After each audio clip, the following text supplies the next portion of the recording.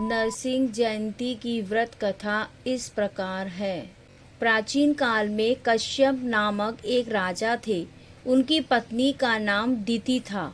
उनके 2 पुत्र हुए, जिनमें से एक का नाम हिरण्याक्ष तथा दूसरे का नाम हिरण्यकशिपु था। हिरण्याक्ष को भगवान श्री विष्णु ने वाराह रूप धरकर तब मार दिया था, जब वह पृथ्वी को पाताल लोक में ले गया था। इस कारण हिरण्यकशिपु बहुत कुपित हुआ। उसने भाई की मृत्यु का प्रतिशोध लेने के लिए कठिन तपस्या करके ब्रह्मा जी व शिव जी को प्रसन्न किया।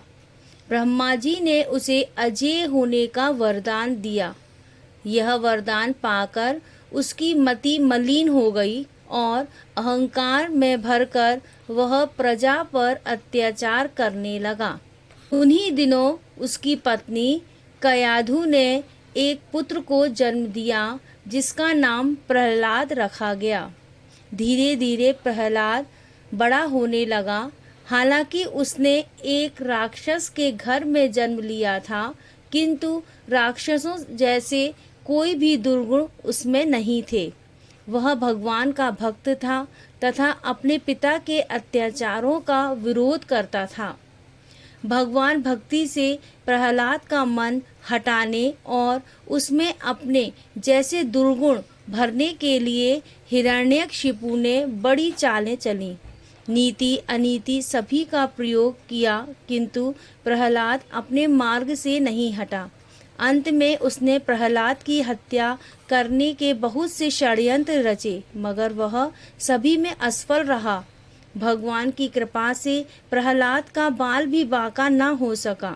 एक बार हिरण्यकशिपु ने अपनी बहन होलिका, जिसे वरदान था कि वह आग में नहीं जलेगी, की गोद में बैठकर जिंदा ही चिता में जलवाने का प्रयास किया, किंतु उसमें होलिका तो जलकर राख हो गई और प्रहलाद जस का तस रहा।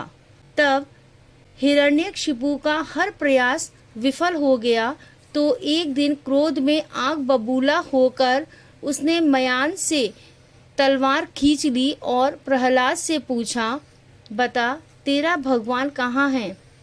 विनम्र भाव से प्रहलाद ने कहा, पिताजी, भगवान तो सर्वत्र है, क्या तेरा भगवान इस स्तंभ खंबे में भी है?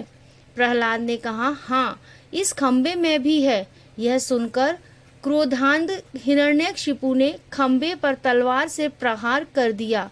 तभी खंबे को चीरकर श्री नरसिंह भगवान प्रकट हो गए और हिरण्यकशिपु को पकड़कर उसे अपनी जांघों पर डालकर उसकी छाती अपने नखों से फाड़ डाली।